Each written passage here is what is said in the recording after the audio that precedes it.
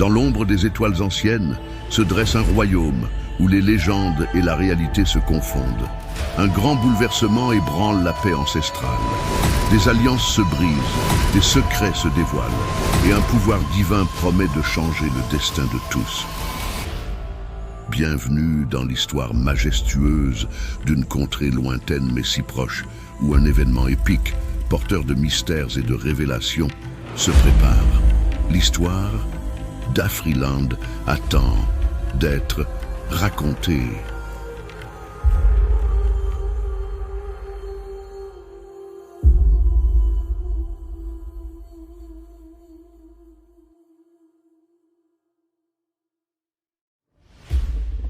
Dans les anciens jours, avant même que le temps ne soit compté, existait un royaume d'une beauté et d'une diversité sans pareille, Afriland.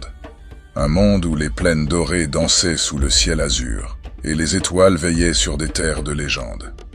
Ici vivaient 9 tribus en harmonie, chacune bénie par l'esprit d'un pouvoir majestueux. Les crinières royales, fières et braves comme les lions. Les souverains des vents, agiles comme les aigles. La confrérie venimeuse, rusée avec les mambas et les scorpions. La fratrie de la meute, unis dans leur force et leur loyauté. Les grands gris, sages comme les éléphants. Les cavaliers féroces, rapides et forts comme les étalons et les hippotragues. Les requins bleus, maîtres des abysses. Les gardiens célestes, éclairés comme les étoiles noires, et les hommes des terres, les humains vivant sur la terre, divers et ingénieux. Parmi ces tribus, une amitié légendaire liait les grands gris aux crinières royales. Fraternité profonde, forgeant ensemble des siècles de paix. Le lien entre les deux tribus était d'une nature exceptionnelle, bien au-delà de la simple alliance ou amitié. C'était un lien sacré de belle famille à belle famille, tissé à travers des mariages, unissant leurs héritages et leurs destins. Mais le destin, tel un vent capricieux, changea. Des étrangers venus des terres d'Ouest découvrirent Afriland. Accueillis avec la générosité ancestrale de ce peuple, ils semèrent la discorde.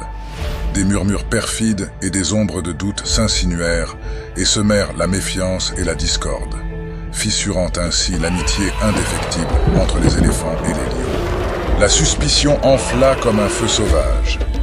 Les lions crurent que les éléphants tramaient une guerre pour la domination, et inversement.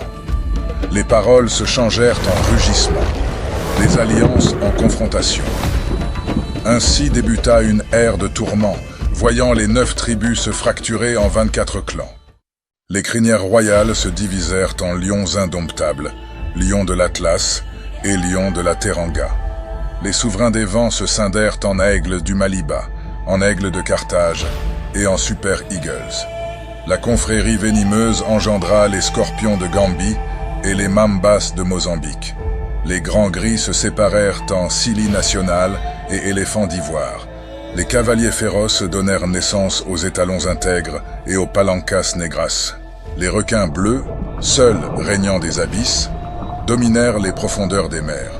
De la fratrie de la meute sortit les léopards du Kinshasa, maîtres silencieux des territoires cachés, les fennecs d'Alger, errants du désert et des tempêtes de sable. Les djurtus de Guinée, incarnant l'esprit indomptable de la meute. Les gardiens célestes se fragmentèrent en 3 clans, les Black Stars, les Taifa Stars et le Nzalang National, clan des maîtres des tonnerres et des orages célestes. Les hommes des terres, quant à eux, se morcelèrent en pharaons mystiques et bâtisseurs de pyramides, en Mourabitoun, guerriers et infatigables nomades, en braves warriors, intrépides et résistants, en Bafana Bafana, unis, jeunes et déterminés.